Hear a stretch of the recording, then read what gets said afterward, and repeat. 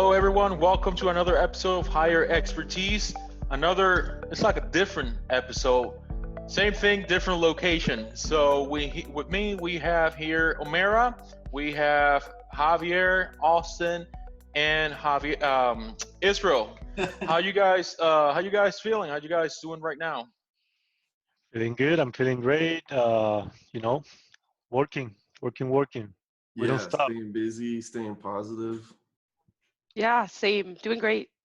This is the new normal. We were doing the podcast from the office. Now we're all working remote, doing our part to stay proactive and trying to cope with society and help everyone out. So this is the new normal: working remote, working from our houses, our offices, Right. our And club. we're going to be talking about that. We're going to be talking about working remotely right now. And we're going to be sharing a little tips here and there on how to work remotely. But above all, we also going to give our personal experiences, our challenges, our strong and strength of working remotely, which it's what everybody's going through right now. So let's jump right into it, guys. So we're going to talk about the three what we consider are very important factors of working remotely, which is communication, collaboration, and connectivity. So what are you going to start with? You guys want to start with communication? Yeah, sure. Okay, so Javier, I'm going to start with you. Very important factor, communication. It's not the same. It's not saying that the same dynamic. It's not like we can yell at each other from one room to the other. Right now, it's different dynamics. So walk us through the communication factor. What can people do to enhance or engage in their communication? Yeah, well, like you said, we are not in the office, right? We are not close range. So we're not looking at each other face to face. So I think in our efforts to be efficient when working remotely from home, we sometimes use fewer words to communicate, especially being in front, face to face. We can see each other, so we cannot see the reactions that we're having. When working remotely, if you're not having something like this, when we can see each other as well, um, we want to explain our trying to get our messages through in a better way.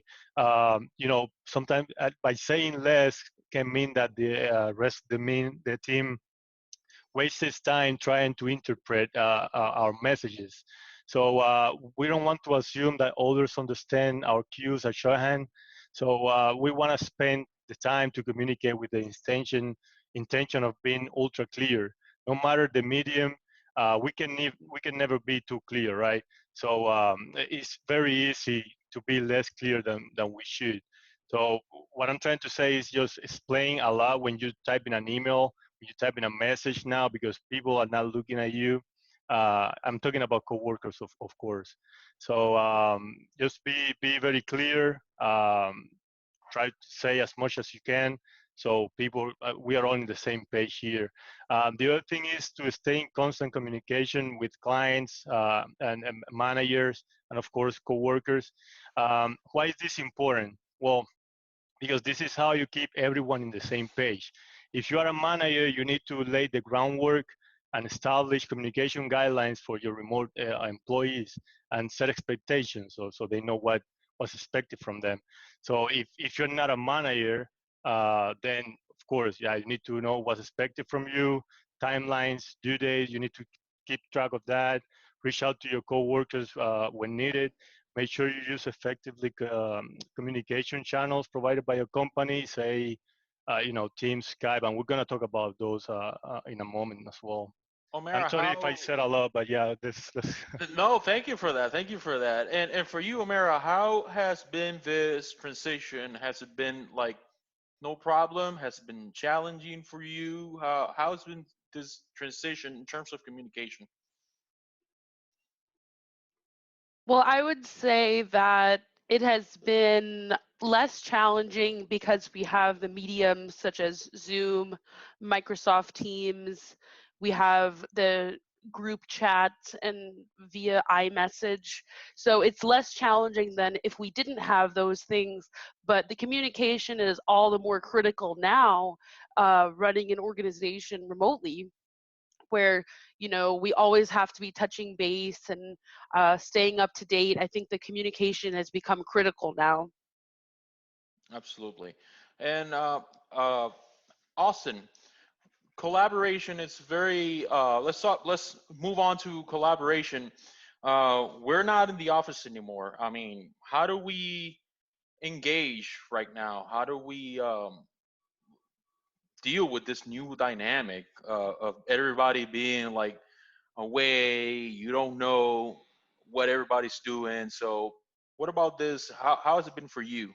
That's right. I mean, you hit it on the head earlier. You can't yell at someone who's in the next room to get their attention. You don't know what they're doing. Everybody's schedules change since we're no longer working normal office. I mean, we are working normal office hours, but Let's make something clear. We're not yelling. We're not in the office yelling at each other. It's Yeah. not No, like I hey. think I It's think just it's a figure of speech. yeah, yes, so, of course, but it's different now, and you have to be mindful of what people are doing in their home life, because now home is mixed with business, and people have other responsibilities like kids, dogs. Their family is gonna run into what they're doing at work. Exactly. That's true. That's true. Brings something else too. So sometimes emails, we have email, phone calls, text messages. You need now to kind of know what would be the best way to reach out to someone. Sometimes an email is the best way, but if it's a short message, you don't want to really send an email because maybe that other person is not really looking at the emails right now. So give him a quick call and things for that matter. I And think Israel, how do we make this collaboration factor made seamless, like a smooth transition? yeah, I want to back up before I answer your question. I want to back up to one of the things that we talked about is Right. being in the office. The interaction that you have in the office, we can at least hear or see people when they're on the phone, when they're interacting. When you're working remotely, you don't have that interaction, right? So you have to be mindful of all the interactions that used to happen on the office. Now they're different when you're working remotely. So I think that's what we meant when we're saying shouting back to each other, is the interactions of the office Exactly. environment is a little different when you're working remote. So that's one thing I Exactly. wanted to clear up. The other Yeah. thing is collaboration for us, I think, is making sure that we all touch point. We're having weekly calls just to connect with each other and see what's going on, see how people are doing. One of the things we want to be mindful of is we all want to stay healthy and active and proactive in managing our clients, managing our work. We go beyond the normal 8 to 5 office setting. So here, some of us wake up early, some of us stay up later at night. So that whole schedule seems to have changed a little bit. So being flexible in the way you do and handle work is part of that collaboration efforts. Right. And what about in terms of connectivity? What are the channels that people can use in order to keep this going? How do we, what kind of channels, what kind of devices, what kind of softwares can people use to keep the communication and the collaboration going and make it as smooth and as seamless as possible? Javier. Well, we have different tools, and I guess it depends on what you're trying to do, right? We have for meetings like this, we have Zooms, Teams. We can do Skype for Business, just to those people that still use that, because that's changing for Teams now. And others that are out there. If you're working on a project, then you might have a planner. You have, some other project tools for that helps you. Having people in the same project working together. Microsoft, of course, as your partner, they have a lot of tools, like it's all integrated on the Office 365. We've said it before that you can see actually people editing a document while you're in the same document at the same time, which is it's amazing for us. What about you, Amara? Is there anything in particular that once you started working from home, you were like, I never thought of this. Like for example, one of my challenges were I the mean, internet. I thought that my internet was fast, but once I started working here, I was like, oh, I need to bump this up. Is there anything in particular that you were like, oh, I got this, or um, it was something that you needed to challenge yourself a bump? the internet is definitely the most important. There's no working from home without the internet. So luckily, I feel as though I'm blessed in that regard because I have high-speed internet, I have accessibility to a laptop and all of my other resources. So for me, the hardest part was needing a new desk. I would say that was a critical component, was Me getting a too. desk and a chair, and that helps me stay connected to y'all. So Absolutely. What about you, Austin? You went on mute. Your mic You went went on. off. You went Oh, on mute. sorry. Just preparing myself to work from home, getting my personal computer ready to be just as useful as my work computer. That means installing all the Microsoft softwares, um, making sure that I had peripheral devices like microphones, and some people need cameras and lighting, just everything to make video conferencing work seamlessly, like you said. Right. I want to add to that. The nice thing about working in an office environment, we can all see each other, right? We still have the ability to do these calls without having the video, but video just has a different effect on people, right? Being able to see a smile, being able to see a facial reaction to what you're talking about makes the whole communication process a Right. lot better, a lot more fulfilling, in my opinion. So the way to go forward is having the ability to do video. I think that's going to be key. I want to also touch on one critical thing is when we're in the office, we forget about all the things that we are needing now. VPN, for example, when you're in the office, you don't really think about having VPN or needing VPN. The other is connectivity, right? At the office, we have gigabit connection to the internet, so that was never an issue. Now, when we're working remote, having the connectivity, having the security infrastructure in place is important, and it's something that most users will have to evaluate and review.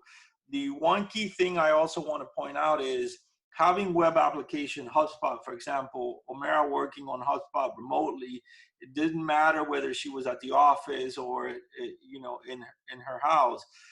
Having applications that are on SaaS applications are super important for organizations to either one, scale up, or to have a team that's completely spread out. So I think that's going to be important as we work remote.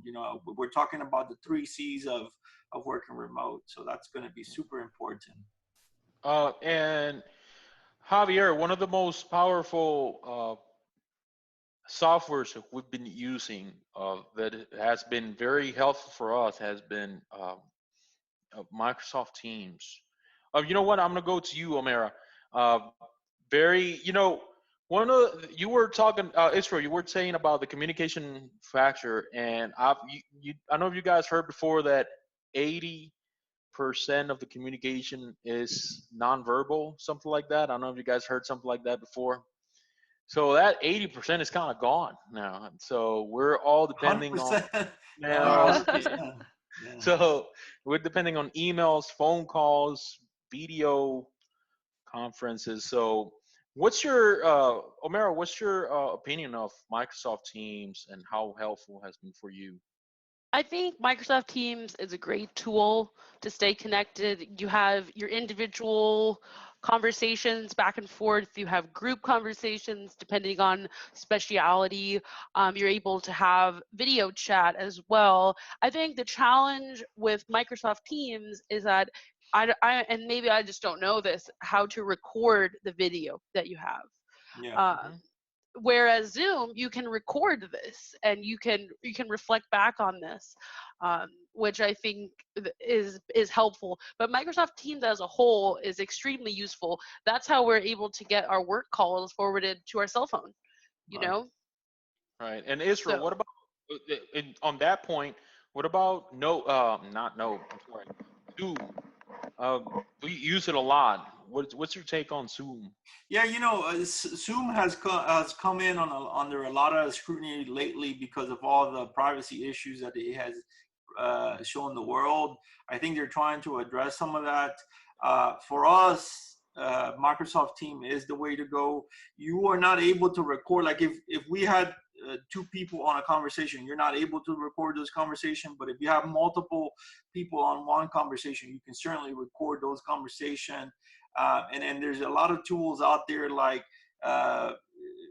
Voicera and some of the others that allow you to get the transcripts of the conversation. I think Zoom will have its challenges going forward in terms of the privacy issues, sending data back to Facebook and some of the bugs that people have uncovered.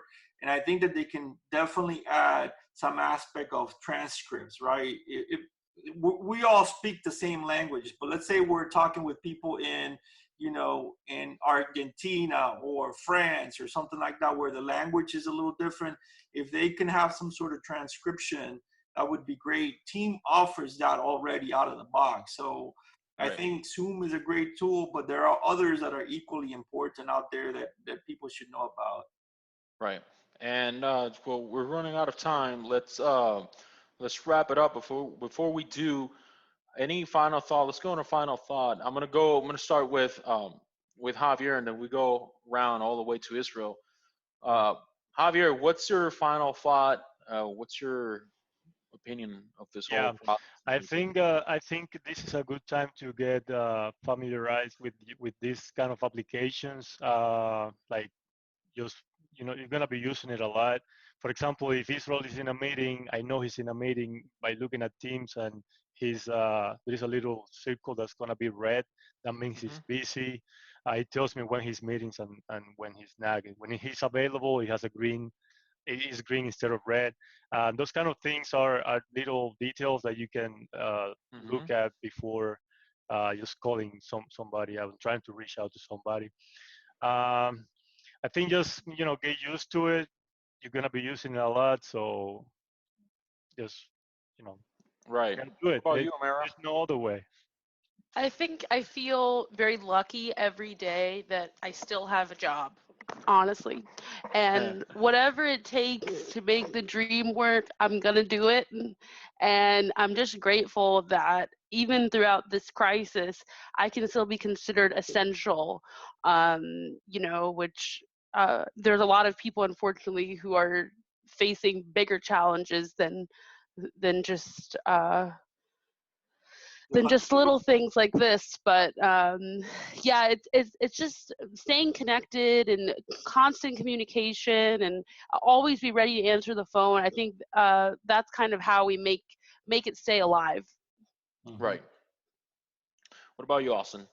Yeah, I mean, Omer's right. Huge thank you to healthcare workers, food service, delivery drivers, all those people that continue to make the world go around. But I just want to say that after all this, there's no reason that we can't be stronger. Organizations will learn from this. We talk about the workforce of tomorrow a lot, and I just think that this will all be a learning experience for both organizations to be flexible and have people work from home when needed in times of crisis. And also people will learn a lot. Right now is a great time to advance your studies and learn something new every day. What I want to add is, we are fortunate enough to be able to be in a time where we're able to adapt and change very quickly.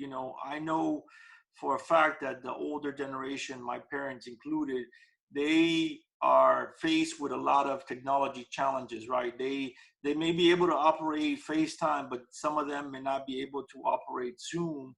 And now with this whole thing of quarantining and staying apart, being able to adapt to quickly changing technology is a must. This is not going to change. It's going to continue to be like that. So being able to quickly adapt to technology changes is an essential need, and it's going to be across all industries. You know, we're fortunate enough that we're all pretty smart and able to adapt to the technologies that we have. I think that's one of the things that I want to point out is that is going to be the forefront of our workforce of tomorrow. Regardless of whether you're in healthcare or whether you're a truck driver, you will need to be able to quickly grasp technology. Even with collaboration, communication, connectivity, which we're using right now to have that sort of like sense of normal, right? When everything is not normal. Right. Even after everything goes back to normal, I think that nothing will kind of be the same. Like everybody will start looking at things a little different, and even their own homes, the way that we are setting our homes right now, the things that we didn't pay attention to in the past or we took for granted, we're not going to take for granted anymore. So I want to leave that note. So guys, it was a great conversation. Thank you for being here. Fun conversation. Hopefully we can do it again next week, and we're going to keep doing this. We will do it again. We have shifted from the studio at the office, but we're all connected. We're all working together. This is the new office right here. So Zoom is our new office, our new studio. And we're not pushing Zoom. If you have a technology that Skype, that you like, that you enjoy, you know, definitely use that. For us, we had Zoom from before because we have a workforce that is very mobile and very set up to work remotely. We have consultants in different parts of the world. So we were already on Zoom before this. But we have Microsoft Teams, and we're interacting more with our clients on the Microsoft Teams side as well. Right. So thank you guys. And for everyone, thank you for tuning in. Follow us on social media, Twitter, Instagram, LinkedIn, and YouTube. Stay safe, stay healthy. One of the things that, Nelson, before we wrap it up, one of the things I want to mention is we are considering opening our Zoom meetings for people to come in and ask us questions, whether they're info related, Microsoft related. We will set this up so that you can join our Zoom meetings if you want to participate in our podcast and ask us questions. We want to be able to offer 1 hour of free consulting for anyone out there that's going through issues, whether you're a small business or a healthcare provider, you have questions with regards to info, with regards to Microsoft. We want to offer 1 hour if you're willing to come into our podcast, and we will have the necessary team involved to help answer your questions. Those questions could be with Infor or Microsoft, regardless of whatever it is, whether you're a small company or a big, huge company, whether it's Infor BI, Infor GHR, Landmark, Microsoft Teams, Microsoft Office, whatever it is, we want to offer you 1 hour of free consulting to come into our podcast, and we'll help answer some of those questions. Go ahead, Nelson, wrap it up if you can. Anything else before we wrap it up? All right, so thank you guys for tuning in. We see you next week. See you guys. Thank you. Thank you.